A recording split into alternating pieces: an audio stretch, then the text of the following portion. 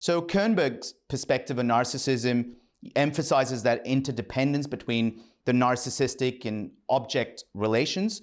He argues that the core of that narcissistic pathology can be seen with the defensive operation to sustain the ego by splitting-based, projective and reality-exceeding defensive operations, such as things you mentioned, grandiose fantasies, omnipotence, devaluation and idealization of the self and others, denial and externalization.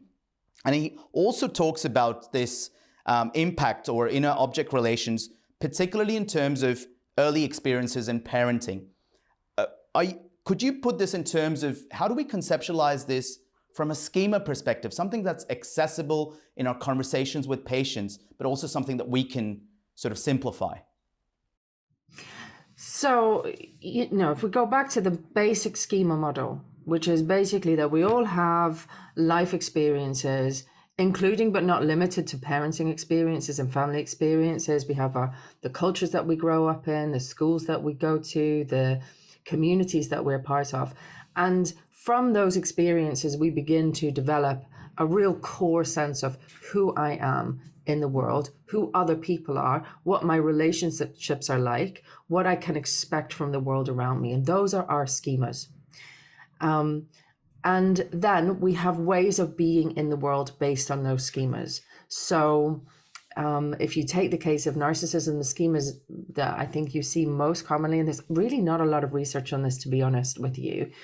So some of this is drawing more from clinical experience than from serious evidence, unfortunately. But you see a lot of quite extreme emotional deprivation. These are kids who's haven't really been attended to, haven't been attuned to. Often they're valued for achievement and for performance, or sometimes they've themselves, because they've had such a neglectful environment, they have themselves adopted a strategy of getting reinforcement, getting reward, getting attention, getting interaction with other people by being pretty spectacular at something. And so there's this sort of drive to perform. And I would see that as an overcompensatory schema mode. And so if you think about the underlying schemas, they're the traits, the modes are the kind of states. So one of the states you might find is someone is in a super performer mode, the superstar, the shining one. It's an overcompensated mode. You will also get modes being very angry, wanting to, like an angry protector mode. I'm going to protect myself from any sense of shame, any sense of failure, any sense of not being good enough by being very angry, very, very defensive. So you see that mode. And I think some of the psychodynamic people would call that narcissistic rage.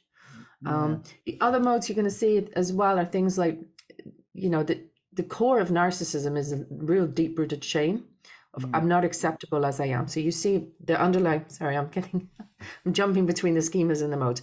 The underlying schema might be a real sense of I'm defective in some way. There's something shameful about me. And so the way I deal with that is by overcompensating with the superstar. If I can't do that and I feel deeply distressed, I may then revert to a kind of detached, self-soothing or even self-stimulating mode. So that might be things like extensive substance abuse or engagement in high-risk sexual behaviors, like seeking paid sex or chemsex, which are just stimulating, but they're really means of escaping and avoiding. So you might see that. You will also see other modes, kind of angry child, enraged child, when people don't get their needs met. So it's less defensive, but it's just this irritable, angry, nonchalant kind of style that some people will adopt. And then hopefully you have a degree of a healthy adult mode where someone is able to take a little bit of a step back and reflect on that, reflect on the things that are going in, and maybe make some wiser choices about what modes they may want to be in. Also, with the kind of people with very extreme narcissistic personality disorder, they will have the most cruel, demanding inner critic modes. So that's the kind of internalized demands that they've had placed on them from outside, or that maybe to some extent they've placed on themselves in order to meet the kind of performance objectives that they have to be the impressive one. They're really, really demanding, punitive critics. There's no room for failure. There's no room for making mistakes.